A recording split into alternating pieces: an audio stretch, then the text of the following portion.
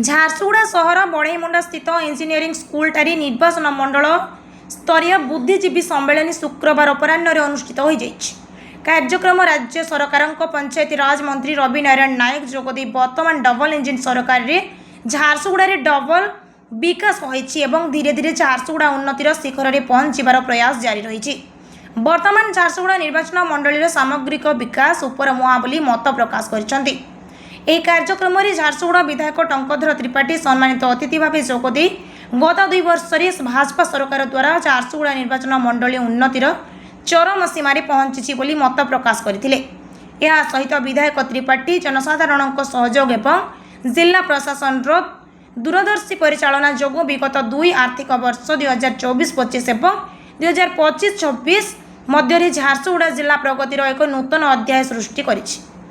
शिक्षा, स्वास्थ्य, महिला सशक्तिकरण, कृषि एवं भित्तिभूमि क्षेत्र में व्यापक संस्कार आनी जिला एक आदर्श मॉडल भाव उभा होइछि। जिले स्वास्थ्य सेवा को सुदृढ़ करने 341.40 कोटी अधिक पुंजी निवेश एठारे स्थापित 100 शଯ୍ୟା विशिष्ट अत्याधुनिक कार्डियाक हॉस्पिटल पश्चिम ओडिशार एक प्रमुख स्वास्थ्य केन्द्र पलटि मंगल बजार सैटेलाइट हॉस्पिटल चालू होगा सहित मुंडामहुल और कोलाविराठारी नूतन सीएचसी एवं जिला मुख्य चिकित्सालय क्रिटिकल केयर ब्लॉक निर्माण करा जायछि।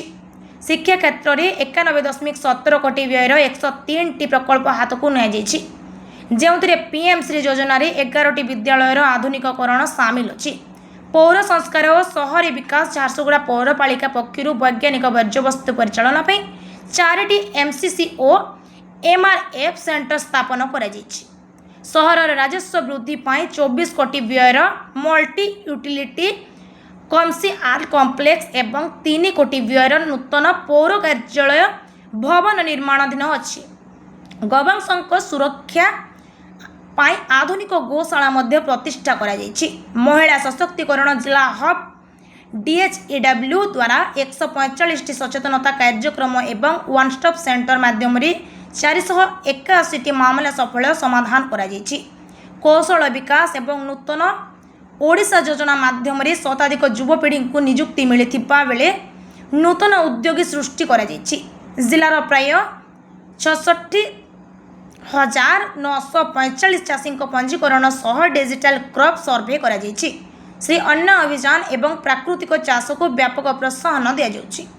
परिवेश सुरक्षा पाई 8.63 लाख चारा रोपण करा जिवो सह 22.5 हेक्टर जमी शहरी वनीकरण सृष्टि करा जायछि।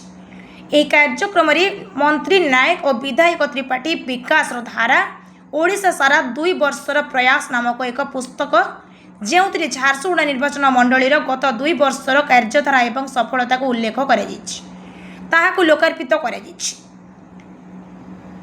कार्यक्रम में जिलार बुद्धिजीवी, शिक्षाविद, समाजसेवी, गणमाध्यम प्रतिनिधि सहित बहु भाजपा कर्मी उपस्थित थे।